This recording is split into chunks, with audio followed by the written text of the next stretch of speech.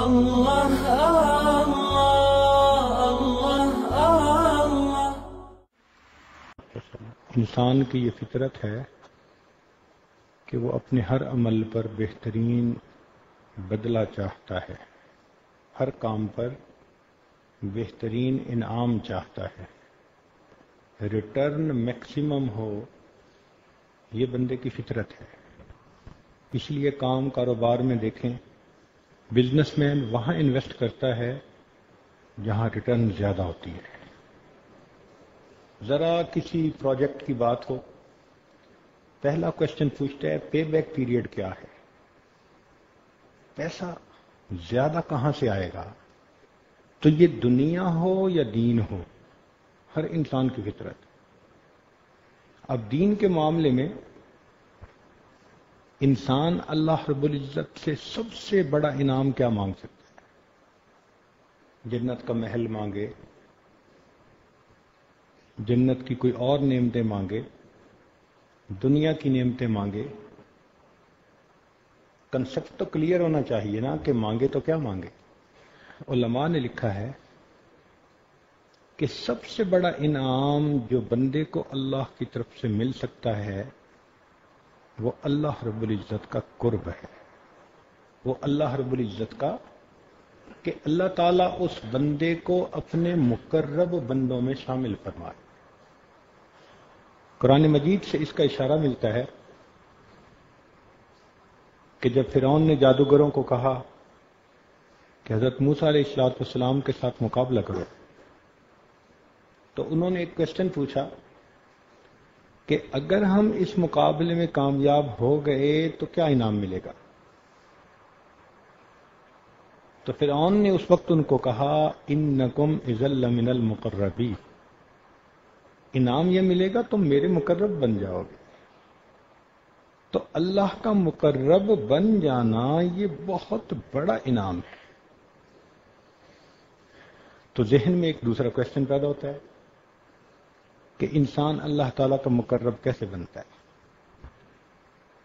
اللہ تعالیٰ ہمارے بزرگوں کو جزائے خیر دے جنہوں نے ایک ایک چیز کو اسپیل آؤٹ کر کے بتا دیا، کھول کھول کے سمجھا دیا۔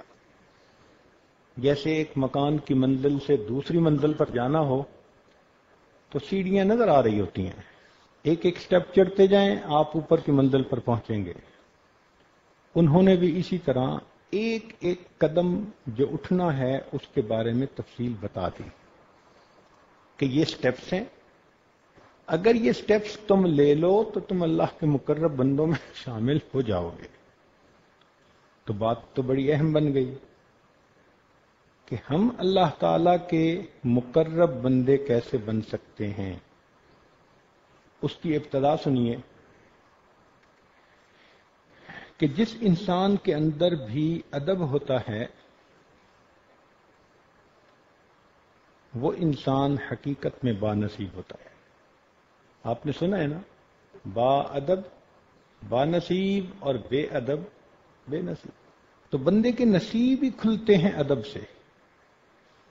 یہ سب سے پہلا قدم ہے کہ انسان اللہ تعالیٰ کا ادب کرے، رسول اللہ صلی اللہ علیہ وسلم کا ادب کرے، کتاب اللہ کا ادب کرے، بیت اللہ کا ادب کرے، شاعر اللہ کا ادب کرے، اولیاء اللہ کا ادب کرے، اپنے والدین کا ادب کرے، استاد کا ادب کرے۔ ادب سے ہی کام آگے بڑھتا ہے۔ اس لیے کہنے والے نے کہا ادب النفس ایھا الاصحاب طرق العشق کلھا آداب۔ اے دوستو اپنے نفس کو ادب سکھاؤ، اس لیے کہ عشق کے جتنے بھی راستے ہیں وہ سارے کے سارے ادب ہی سے طے ہوتے ہیں۔ نبی علیہ الصلوۃ والسلام نے ارشاد فرمایا ادبنی ربی فاحسن تادیبی، میرے رب نے مجھے ادب سکھایا اور بہترین ادب سکھایا۔ گویا ادب ایسی نعمت ہے جو پروردگار عالم خود بندے میں دیکھنا چاہتے ہیں۔ تو نبی علیہ الصلوۃ والسلام کو ادب اللہ رب العزت نے سکھایا، پھر نبی علیہ السلام نے صحابہ کو سکھایا، اور یہ سلسلہ چلتا چلا آ رہا ہے۔ لہذا ہمیں چاہیے کہ ہم سب سے پہلے ادب سیکھیں، اس لیے کہ اس ادب کی وجہ سے آگے منزلیں طے ہوگی۔ کوئی آدمی اگر یہ پوچھے کہ جی ادب کہاں سے آ گیا، تو دیکھیے ہم مسجد میں داخل ہوتے ہیں، جوتے باہر اتارتے ہیں نا، مسجد میں کیوں نہیں لاتے؟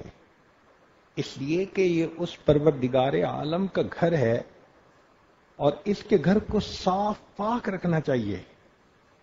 تو جوتوں کے ساتھ اس گھر کے اندر آنا اس گھر کے ادب کے خلاف۔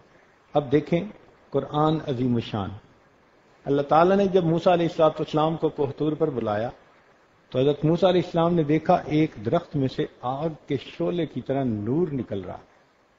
تو حضرت موسیٰ علیہ السلام اس وادی میں داخل ہونے لگے، اللہ تعالیٰ نے فرمایا فَخْلَعْ نَعْلَيْكَ، جوتے اتار دیجئے، اِنَّكَ بِالْوَادِ الْمُقَدَّسِ طُوَىٰ، آپ ایک مقدس وادی طوا میں ہیں۔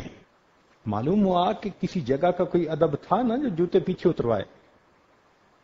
تو اگر اس جگہ پر ایک مرتبہ تجلی پڑی تو وقت کے پیغمبر علیہ السلام کو جوتے اتارنے پڑے، مسجد میں تو اللہ کی ہر وقت تجلی پڑ رہی ہوتی، یہ تو گھر ہی اللہ کا ہے، اس لیے ہم بھی جوتے مسجد سے باہر اتار کے آتے ہیں۔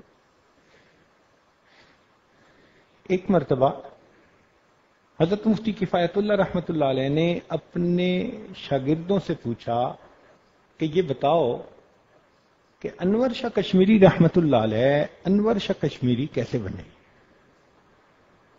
تو جس کو تفسیر کے ساتھ ذوق تھا اس نے کہا جی بڑے مفسر اچھے تھے، جن کو حدیث کے ساتھ ذوق تھا ان کا بڑے محدث تھے، جن کو شعر و شاعری سے دلچسپی تھی انہوں نے کہا جی ان کے اشعار بہت ہی اچھے ہیں، کلام والا ہے۔ حضرت خاموش رہے۔ تھوڑی دیر بعد اس بچے نے پوچھا کہ حضرت آپ ہی بتا دیجئے۔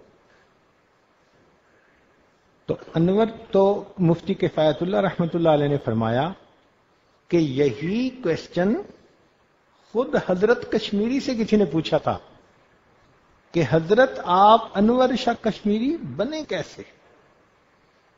تو علامہ صاحب نے جواب دیا کہ میں اپنی کتابوں کے ادب کی وجہ سے اس مرتبے پر پہنچا جس پر تم اب مجھے دیکھ رہے۔ ان کا جی کتابوں کا تھا، استادوں کا تو سنا ہوا ہے، بڑوں کا تو سنا ہوا ہے، کتابوں کا کیا؟ فرمانے لگے کہ میں کتابیں رکھنے میں بھی ان کے درجات کا خیال رکھتا ہوں۔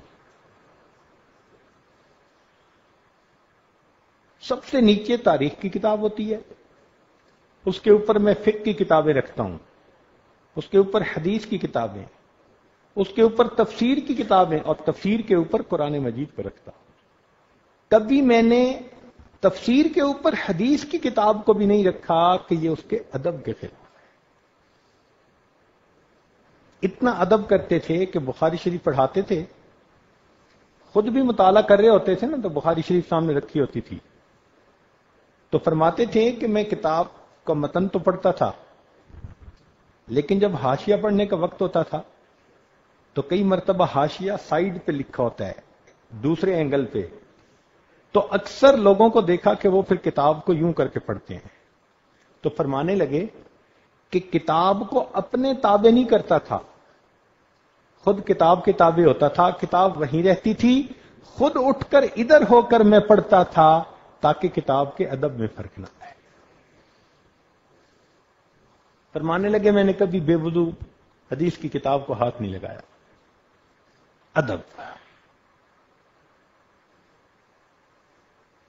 تو ادب کتابوں کا ہو یا ادب استادوں کا ہو، ماں باپ کا ہو، ادب بندے کو وقت لگا دیتا ہے۔ لا الہ الا اللہ، لا الہ